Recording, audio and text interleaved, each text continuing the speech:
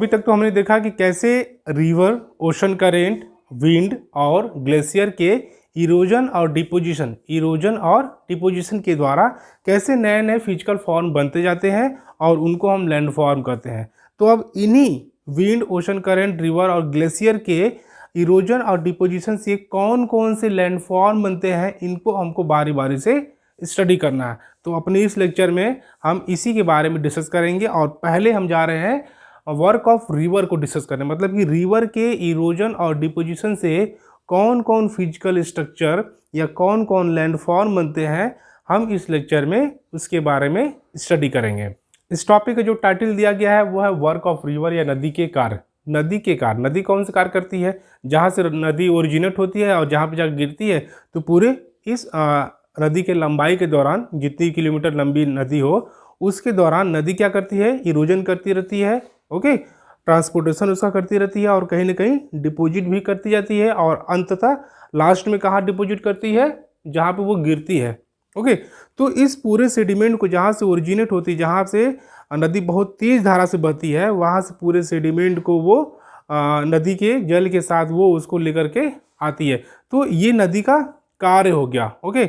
और वो सेडिमेंट जब लाती है तो कहीं ना कहीं उसको डिपॉजिट करती है और जहाँ धारा फिर तेज होती है फिर वहाँ से इरोजन होता है, ओके। जब मैदानी भाग में पहुँचती है तो धारा कम हो जाती है। ये सब आगे हम डिस्कस करेंगे। तो इस दौरान नदी कुछ कार्य करती है जिसके द्वारा कुछ फिजिकल फॉर्मेशन होता है, उसके बारे में हम डिस्कस करने जा रहे हैं। तो पहले बात करते हैं वाटरफॉल की। देखिए वाटरफॉल क्या होता है, बहुत ही ईजी चीज़ है, सब कुछ जानता होगा कि जब नदी का जल किसी ऊंचाई से नीचे गिरती है तो उसको हम वाटरफॉल कहते हैं। लेकिन ये डेफिनेशन एग्जैक्ट डेफिनेशन इसका नहीं है, क्योंकि इसके पीछे कुछ कंसेप्चुअल चीज़ें हैं। अगर क्वेश्चन में आ गया ये ऑब्जेक्टिव क्वेश्चन में तो आप मोस्ट प्रोबेबली गलती करेंगे, क्योंकि क्वेश्चन के जो सेटर होते हैं कुछ इस तरह ही क्वेश्चन को सेट करते हैं। तो इसके कॉन्सेप्ट को समझते हैं। देखिए जब नदी किसी सकरे ढाल वाले स्थान से गिरती है, टम्बल से मतलब नीचे गिरना, ओके, वो भी कहाँ से? एट स्टीप एंगल, किसी सकरे ढाल वाले स्थान से। जब नदी किसी ऊंचाई से किसी सकरे ढाल वाले स्थान से गिरती है, वर्टिकल एंगल पे गिरती है। सकरा होना मतलब क्या? मान लीजिए नदी ऐसे फ्लो होकर आ रही है और यहीं से ऐसे गिर जाए तो ये वर्टिकल एंगल हो गया, ओके। तो जब नदी किसी सकरे ढाल वाले स्थान से गिरती है, कहाँ गिरती है? वेरी हार्ड रॉक पे गिरती है। जब नदी किसी सकरे ढाल वाले स्थान से वेरी हार्ड रॉक पे गिरती है या किसी खड़े ढाल वाले घाटे में गिरती है, तो ये वाटरफॉल का फॉर्मेशन करती है। तीन चीज़ें यहाँ पे बहुत इंपॉर्टेंट है। रिवर वाटर का गिरना कहाँ, कैसे गिरना? स्टीप एंगल पे, खड़े ढाल पे गिरना, ओके, खड़े ढाल वाले स्थान से गिरना। और कहाँ गिरना? वेरी हार्ड रॉक पे गिरना, वेरी हार्ड रॉक का होना जरूरी है। और यहाँ पे स्टीप एंगल का होना जरूरी है। और यहाँ पे रिवर वाटर का होना जरूरी है, ओके। जब नदी का जल बहुत ही सकरे ढाल वाले स्थान से किसी बहुत ही हार्ड रॉक की सरफेस पे गिरती है तो ये वाटरफॉल का फॉर्मेशन करती है। यहाँ पे कुछ वाटरफॉल की एग्जांपल है, जैसे एंजल वाटरफॉल, ये सबसे highest, it is the highest waterfall in the world, जो वेनेजुएला साउथ अमेरिका में पड़ता है। साउथ अमेरिका के वेनेजुएला में पड़ता है एंजल वाटरफॉल। 979 मीटर इसकी हाइट है। और नियाग्रा वाटरफॉल बहुत ही ब्यूटीफुल वाटरफॉल है जो कनाडा और यूएसए के बॉर्डर पे है। विक्टोरिया वाटरफॉल जानना चाहिए आपको, ये भी इम्पॉर्टेंट और फेमस वाटरफॉल है, जाम्बिया और जिम्बाब्वे के बॉर्डर पे है। और कुंचिकल वाटरफॉल, ये हमारे कंट्री का वाटरफॉल है, India's highest waterfall Kunchikal waterfall, जिसकी हाइट 455 मीटर है। अब बात करते हैं मेंढर की। देखिए मेंढर क्या होता है, ये भी रिवर वाटर के द्वारा या रिवर करंट के द्वारा इरोजन और डिपोजिशन से बना हुआ एक फिजिकल स्ट्रक्चर है। रिवर के पास में होने वाला एक चेंज है जिसको हम मेंढर कहते हैं। चलिए समझते हैं क्या होता है ये। इन द प्लेन मतलब मैदानी भाग, प्लेन मतलब मैदानी भाग। देखिए हमारे अर्थ की जो टोपोग्राफी है वो उसमें कहीं कहीं माउंटेन है, कहीं वैली है, कहीं पे पठार है और कहीं पे ये प्लेटू, ओके, कहीं पे प्लेटू है और कहीं पे ये प्लेन एरिया है। This is plain area, okay. तो जब रिवर प्लेन एरिया में पहुंचती है तो ये ट्विस्ट एंड टर्न करने लगती है, ये मुड़ने लगती है।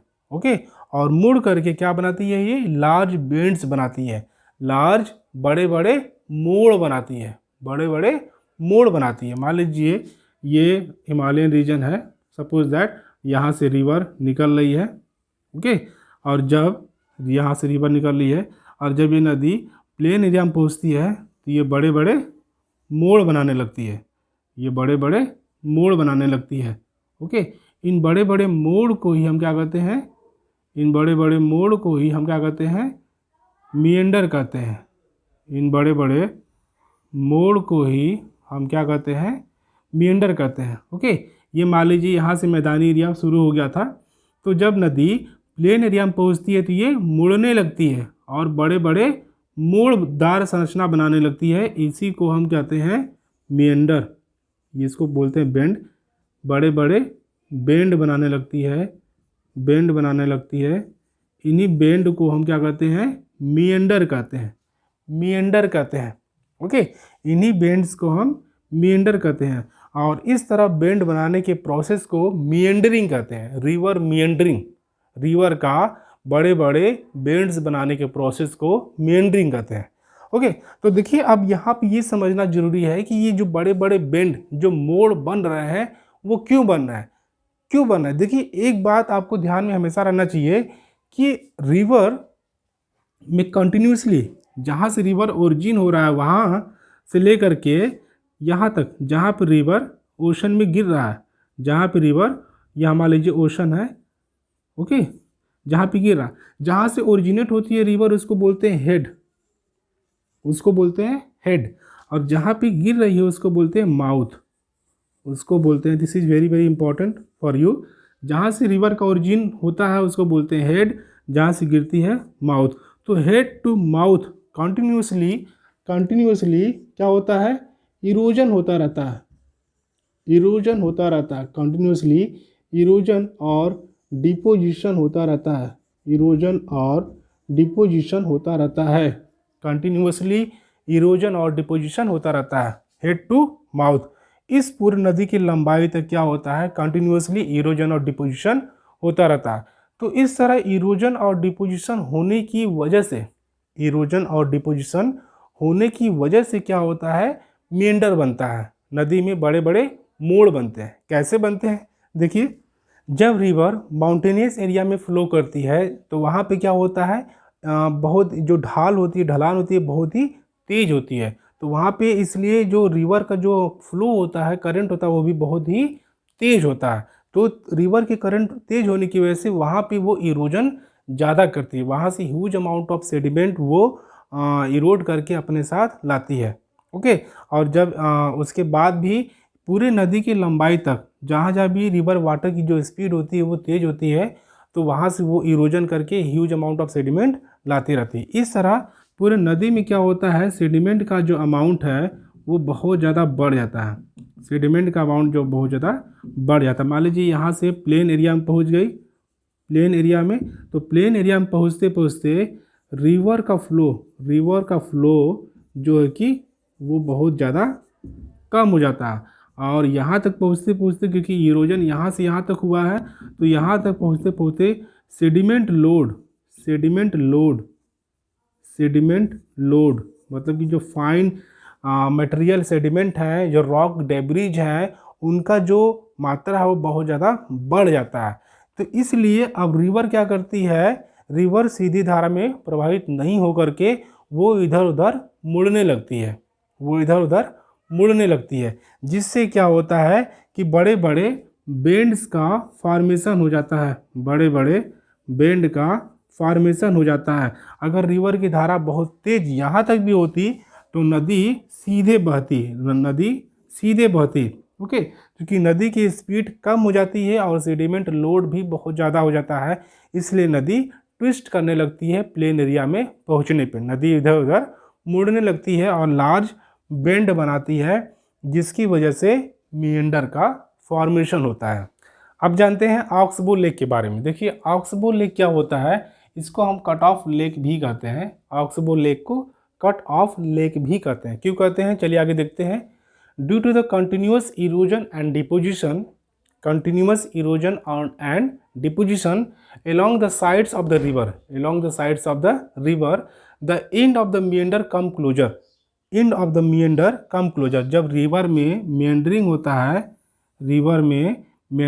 है, ये जो रिवर में जो बेंड का फॉर्मेशन होता है, तो उसमें क्या होता है कि कंटिन्यूसली इरोजन और डिपोजिशन होने लगता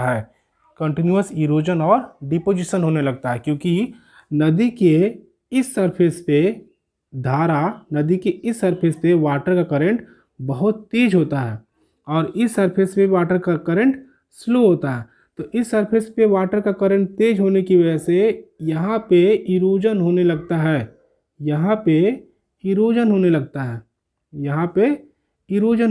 जब इरोजन हो जाएगा तो नदी की चौड़ाई वहाँ पे बढ़ जाएगी।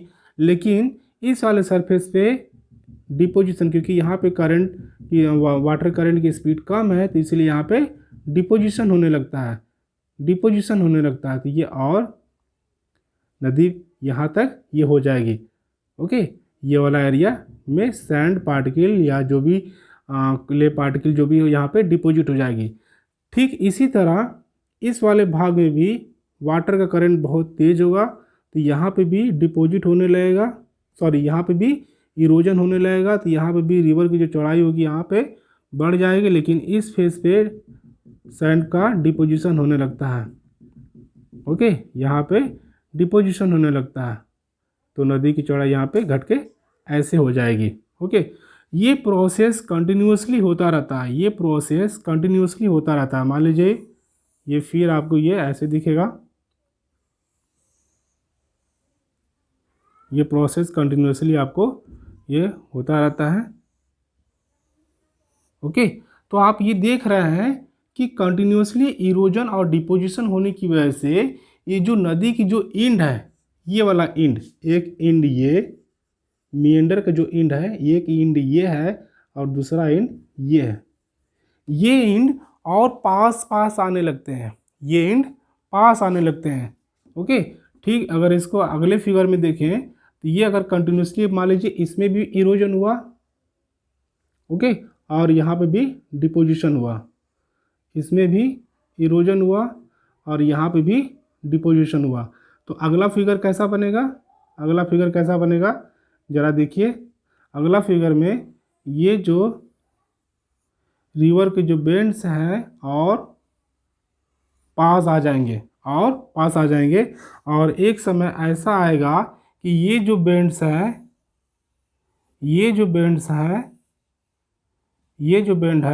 वो बहुत ही पास आ जाएगा।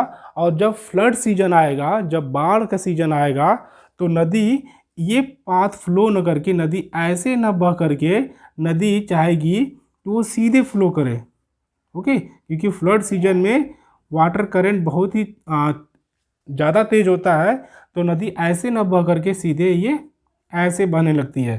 तो जो नेक्स्ट फिगर बनेगा वो कुछ इस तरह बनेगा, रिवर वाटर ऐसे फ्लो करेगा और इसके बाद ये वाला जो एरिया है इससे कट करके ये अलग हो जाएगा, ओके, इससे कट करके ये अलग हो जाएगा, एक नया ये फिजिकल स्ट्रक्चर का फॉर्मेशन हो जाता है। क्योंकि ये ऑक्स के बैल के खुर की तरह दिखता है, इसलिए इसको हम ऑक्स बो कहते हैं। और ये नदी का कटा हुआ भाग है, क्योंकि इसमें वाटर रहता है, क्योंकि और इसलिए ये एक लेक बन जाता है, इसलिए इसको ऑक्स बो लेक या इसको हम कट ऑफ लेक कहते हैं। इसको आप फिगर में अच्छे से आसानी से देख सकते हैं कि कैसे ऑक्स बो लेक का फॉर्मेशन होता है। Okay, due to the continuous erosion and deposition, erosion होता रहता है नदी के उस सरफेस में जहाँ पे इसकी वाटर करंट की स्पीड अधिक होती है, और डिपोजिशन होता रहता है जहाँ पे वाटर करंट की स्पीड स्लो रहती है।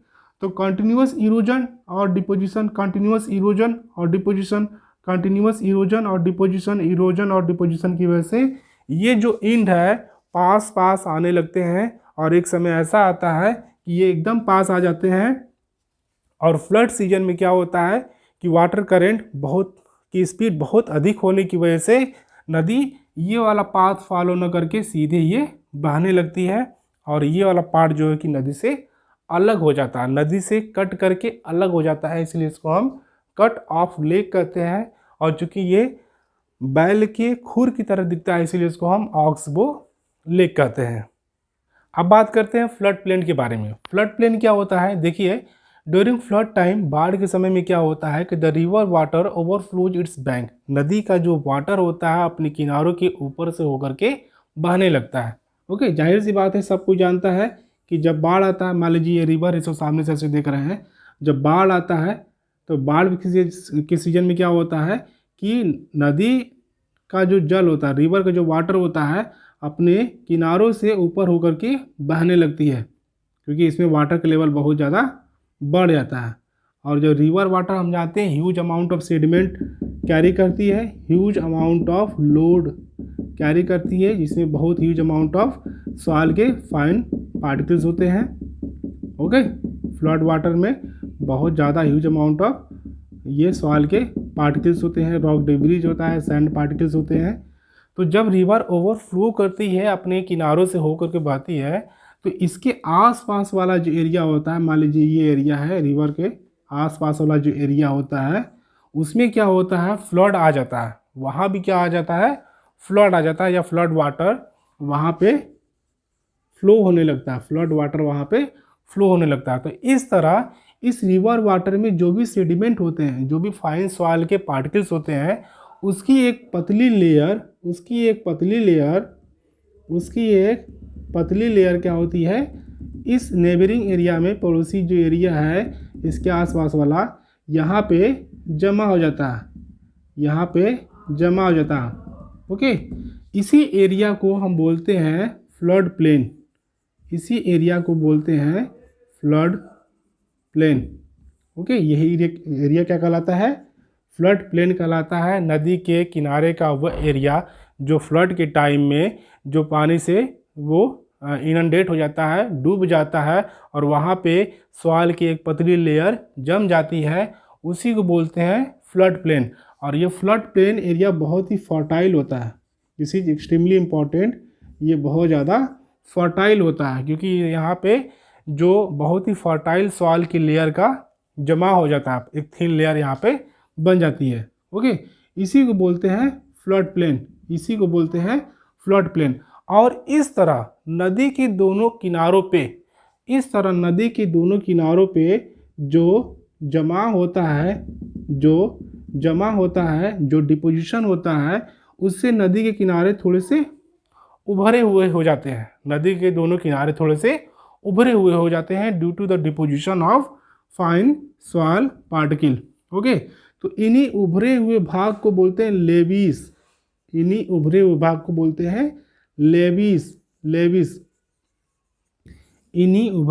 को हम क्या बोलते हैं, लेविस क्या होता है, the raised bank of the river,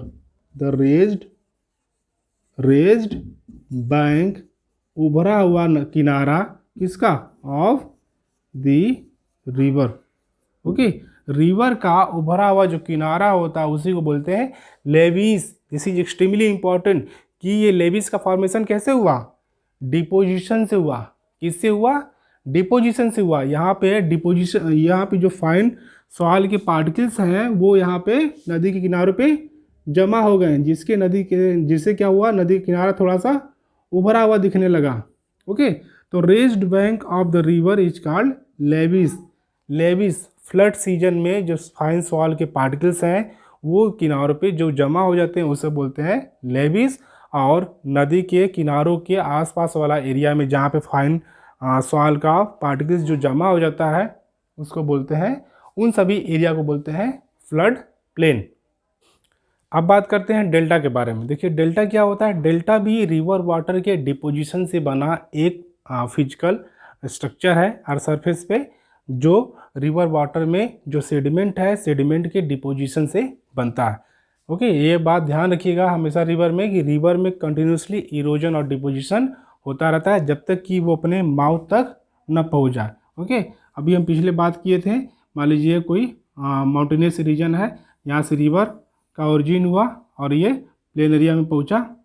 okay, ये जहाँ से रिवर ओरिजिनेट होती है उसको बोलते हैं हेड, और जहाँ पे जो रिवर है समुद्र में मिलती है, जहाँ पे रिवर समुद्र में मिलती है उसको बोलते हैं माउथ, उसको बोलते हैं माउथ।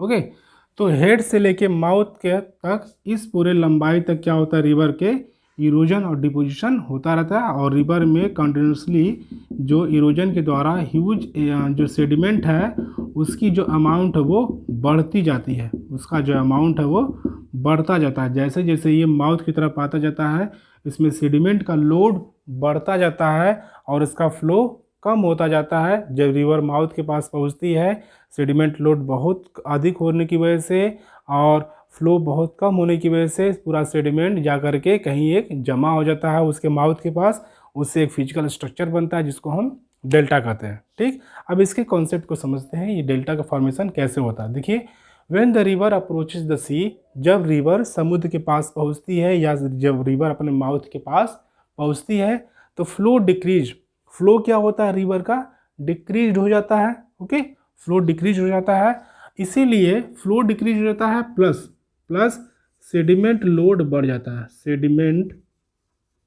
सेडिमेंट लोड बढ़ जाता है। ओके, जिससे क्या होता है, जो रिवर होता है, रिवर होती है वो कई सारे डिस्ट्रीब्यूटरीज में ब्रेक हो जाती है, टूट जाती है। उस रिवर से मान लीजिए गंगा नदी गंगोत्री से निकली, ओके, गंगोत्री से निकली और वो बंगाल खाड़ी में जब जाने लगी तो बंगाल खाड़ी तक पहुँचते पहुँचते रिवर का जो स्पीड है, फ्लो बहुत कम हो जाता है और सेडिमेंट लोड बहुत ज़्यादा बढ़ जाता है।